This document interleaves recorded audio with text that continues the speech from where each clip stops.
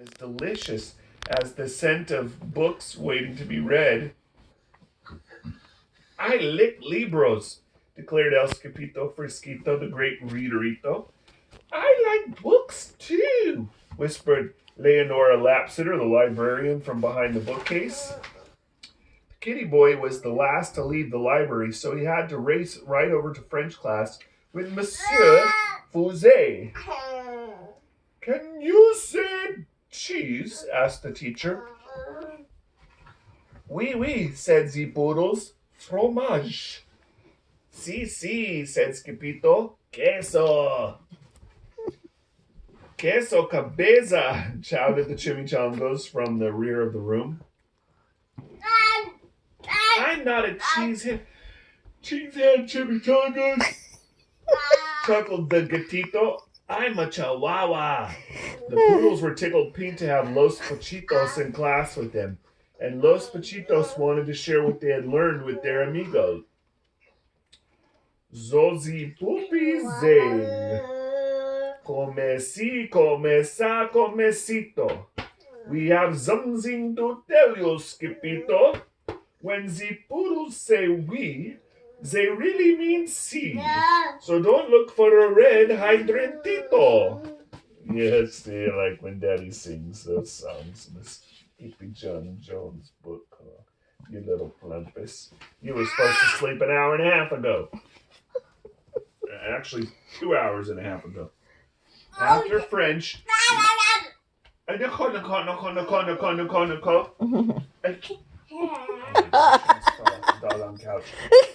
Los muchachos took a pass on obedience class, deciding instead to nap inside the warm case with the golden trofeos.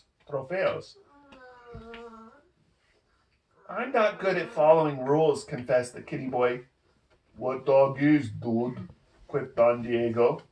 But just then the gatito heard a gut-gurgling growl that shook the entire escuela. What? Perhaps the whole planeta. Holy heartburn, hollered Scipito. Was that my tummy? No, that is the bellow of the woolly bolito, said Paquito Tito with a shiverito. The gruesome grumble grew louder, and along with it came the rattle and plink of the terrible Tazalita. It was spinning wildly right under his nose, circling like a polka-dotted shark. Andale, declared Don Diego. Get out your duds, dude. But Scipito was too frozen with fear to unpack his mochila, so his amigos did it for him, helping to change their Chico into El Scipito Fresquito, complete with mask, cape, and banana.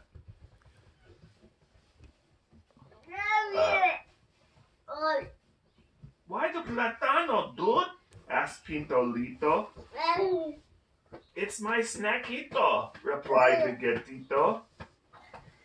Will you share it with me and Tito? Yes, indeedo, agreed Scipito. Then woof chakalaka-laka, woof chakalaka-laka. Every doggy leaped out of the case and latched onto the turbocharged Taza. This caused the cup to spin wildly out of control, some of the chicos just hanging on by a tail. Estoy mareado, cried Scipito. You are not dizzy, dude. You're green, yipped the doggies. The whirling dervish of a dog-filled teacup cut a mean path of destruction past the principal's office and spun straight on into the lunch bunch like a bowling ball. Strikeito! Shouted the pochitos. And strike it did. Smash, crackle, and pop. The twirling Tazalita crashed right into a table and broke apart, exposing the ferocious Fuzzy for what he really was, a teeny tiny, itsy-bitsy, wool-wearing teacup chihuahua. Dude, declared Scipito, you're no bigger than a bugito. But the bugito's only reply was a gut-gurgling growl greater than the hounds had ever heard before. Is that your tummy? Asked Skipito. Sí, replied the bulito. Tengo mucho hambre. I am hungry too, agreed the gatito. But you can have my platano. This act of kindness made the chimichangos pull out their jump rope right in the middle of the mess. Peanut butter and belly buttons, chunky cherry pits. The woolly bully's taza has broken into bits. Wiggle waggle, jelly on the toast. He's not a woolly bully, he's just hungrier than most. Just then, Mrs. Begalot stomped into the lunchroom. I smell a cat, she bellowed. That cat better scat. Then out came the whistle. First she blew, and then she threw a bright yellow ball down the hall, which every dog, big and small, began to chase, except for Skipito. He wasn't chasing the ball, he was running for his life. First Skippy tripped, then he slipped on the banana peel and slid straight out of his closet and back into the arms of his Mama Junebug Jones. What in the woolly white willies have you been up to, Mr. Whistle Whiskers? Asked Mama. He broke my teacup, whined Jillyboo. And he ate my banana, complained Jezebel. That's 'cause he went to school with the Chihuahuas, explained Jujubee.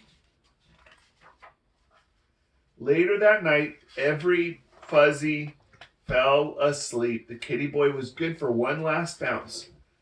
Oh, I'm Skippy John Jones, and I couldn't say it better. A dog is not a bully just because he wears a sweater. Then he bounced over to his mama and gave her a beso, a kiss she felt straight through the layers of her quilt. Good night, Little Dipper, said the very sleepy mama. Good night, Mama, said the very sleepy kitten. The